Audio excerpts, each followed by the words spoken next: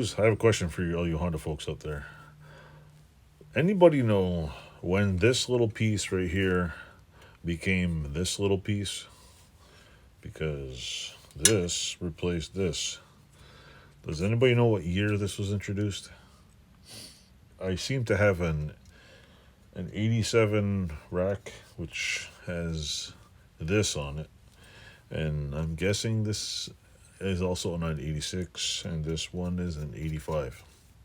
It's only 3 years, but at some point in time this was replaced and turned into this thing, which kind of makes sense because this breaks off and you're stuck with using one of these. So, anybody have a clue? I'm curious. Thanks for watching. Toodles.